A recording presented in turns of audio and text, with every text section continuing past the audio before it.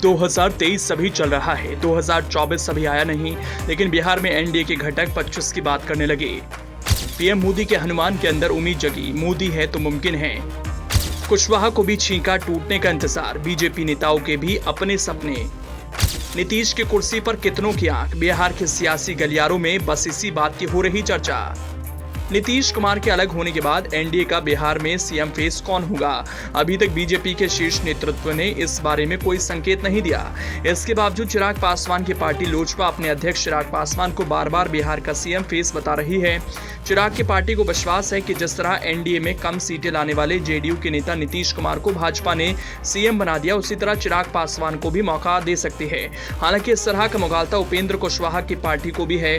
महागठबंधन में रहते तेजस्वी यादव से योग्य अपने बेटे पूर्व मंत्री संतोष मांझी को बताने वाले जीतन राम मांझी एनडीए में आने के बाद अब ऐसा नहीं कहते, लेकिन एनडीए में शामिल दो दलों के नेताओं को छींका टूटने का इंतजार। हालांकि भाजपा का प्रदेश नेतृत्व ऐसी किसी संभावना से इनकार करता रहा है। बीजेपी दफ्तर में आयोजित मिलन समारोह में प्रदेश अध्यक्ष सम्राट चौधरी ने भी स्पष्ट कर दिया कि बिहार का अगला सीएम पार्टी का कोई कार्यकर्ता ही बनेगा। प्रदेश अध्यक्ष होने के बावजूद वो खुद सीएम फेस की दावेदारी से बचते रहे। ये बात अलग है, लोग इस तरह के कयास लगाते रहे कि सीएम फेस बनाने के लिए ही बीजेपी के शीर्ष नेतृत्व ने सम्राट चौधरी को प्रदेश अध्यक्ष की जिम्मेदारी सौंपी। जातीय समीकरण में भी वो फिट बैठते हैं। बीजेपी उसी लाइन और लेंथ पर चल रही है। जेडीयू से अलग होकर अपनी अलग पार्टी आरएलजेडी बनाने वाले उपेंद्र कुशवाहा जिस अंदाज में कहते हैं कि जेडीयू खत्म हो जाएगी, उसके कई नेता उनके संपर्क में हैं, तो इससे ये भी गंध मिलती है कि उनके मन में सीएम बनने की ललक है।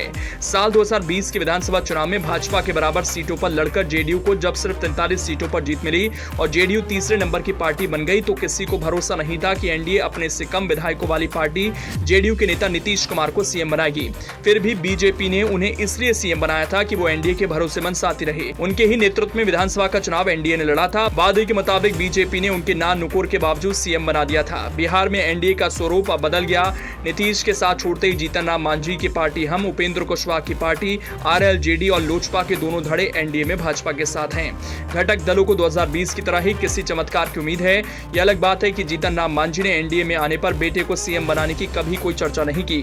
हालांकि महागठबंधन के साथ रहते जब नीतीश कुमार ने घोषणा की थी कि 2025 का विधानसभा चुनाव तेजस्वी यादव के नेतृत्व में लड़ा जाएगा, तो मांझी बेदक गए थे। उन्होंने कहा था कि तेजस्वी से तो अधिक जानकार, समझदार और पढ़ा लिखा उनका बेटा है, उससे नीतीश ने क्यों सीएम फेस घोषित नहीं किया।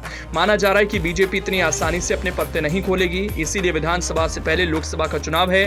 लोकसभा चुनाव में एनडीए का परफॉर्मेंस पर यह निर्भर करेगा कि किसे सीएम फेस के रूप में पेश किया जाए। बीजेपी ये भी इंतजार करेगी कि नीतीश कुमार फिर एनडीए में लौट आए। इसकी कवायद अभी से शुरू हो गई है। गृह मंत्री अमित शाह ने जिस तरह नीतीश को साफ पानी बताया, उससे तो यही लगता है कि पार्टी को अब भी नीतीश कुमार के लौट आने का इंतजार है।